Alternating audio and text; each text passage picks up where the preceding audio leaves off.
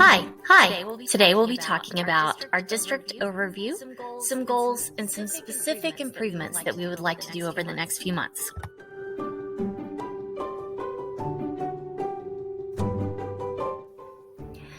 As I was researching for this presentation, I did some investigating on what makes corporations and businesses run smoothly. Some of the things that we'll be talking about look very similar to the comparisons and the reminders you see in this slide. We want to be sure that we have the most efficient systems and processes in place to meet the needs of all of our students.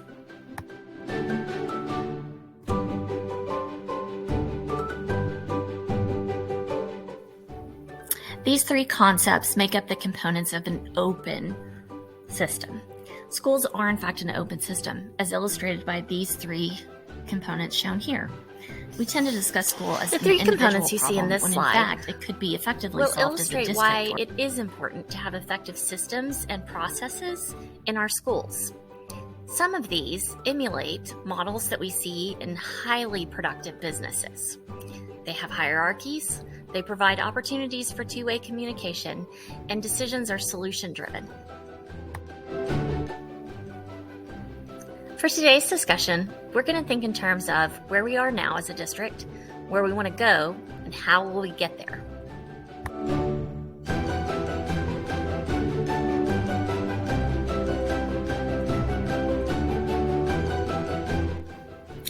Today, we are going to specify how these we're going to think in terms of where we are now as a district, suit the needs where we want to go, and how will we get students at our middle schools, elementary schools, and high schools.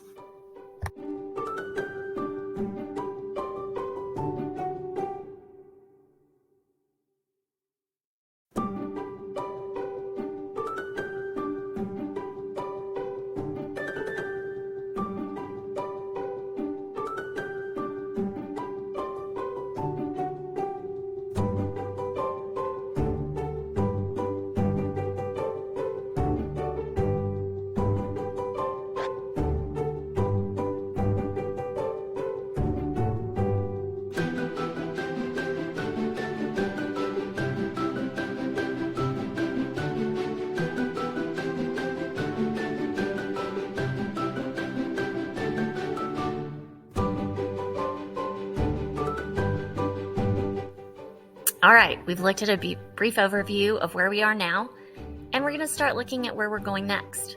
Remember, this is going to be a quick trip, so take notes and jot down questions to ask at the end. A clear mission and vision statement can provide direction and context for employees. One of the things that we have done in the last few months as a district is bring in a third-party consultant to help review and refine our mission and vision statement. We did this in conjunction with community members, school board members, school leadership, and parents. One of my favorite parts about the development of this is it ensures that we always put Falcons first in all we do.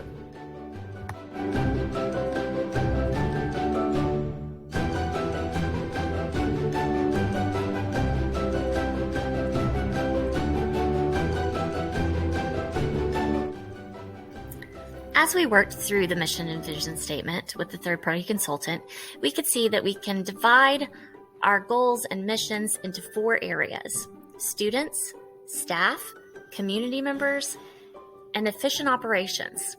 Within each of these areas, we've added some action items in order to help us get started. We'll continue to work on these as we move through the year.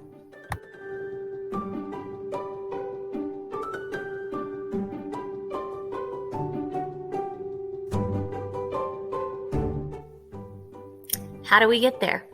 Even though we've given you a few goals and action items, that doesn't mean the work is all done. We still want to do some work specifically on each campus and as a district leadership team.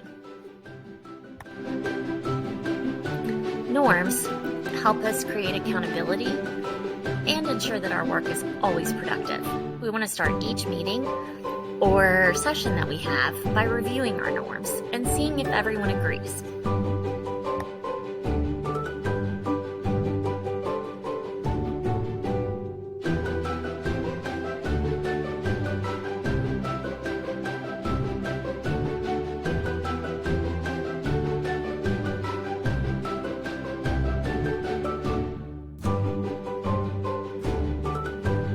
Today we're taking a quick look at systems thinking. This is a new As way we talk can about approach how we'll all get of the work that we to do our that is both destination on holistic this and journey. collaborative. We want to frame it within the context of systems thinking. Systems thinking has been used for many years with many highly effective businesses. Let's continue to see how we can apply it to our educational setting.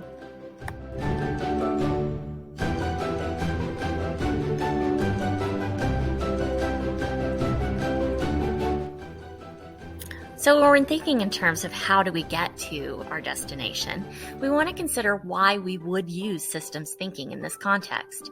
Here you'll see a few reasons.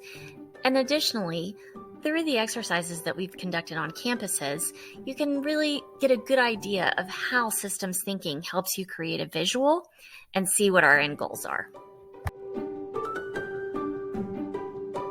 Let's start with a few definitions. A system is a set of elements that function as a whole, working towards a common goal. One element is a self-sufficient component that contributes. Let's start with to a few the definitions. system. A system Thinking is a set of elements is simply that the way we function as a handle whole, information, working towards a common goal. One element is a self-sufficient component that contributes to the system. Thinking is simply the way we handle information.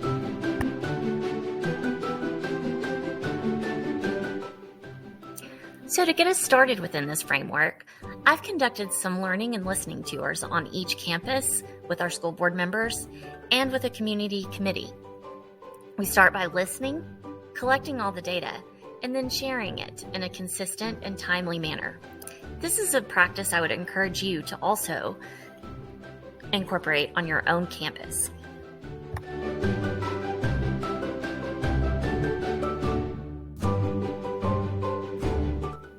Another piece of data that we'll be using for decision making is a survey that we distributed to the entire district. This included parents, teachers, students, board members, and leadership team.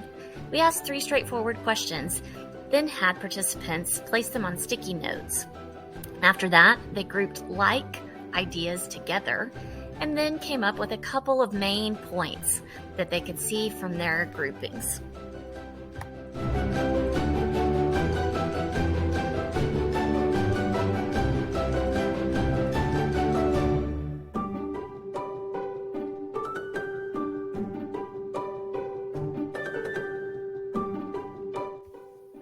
Within the educational Compiling all the landscape, data we all from have the a similar surveys goal: student and the growth, learning and student listening achievement. tours, But there are we've some come up with specific 4 desired district outcomes level that we'll desired benefit outcomes. from Each if of we these will be implement used throughout the systems year thinking. to set goals and establish growth.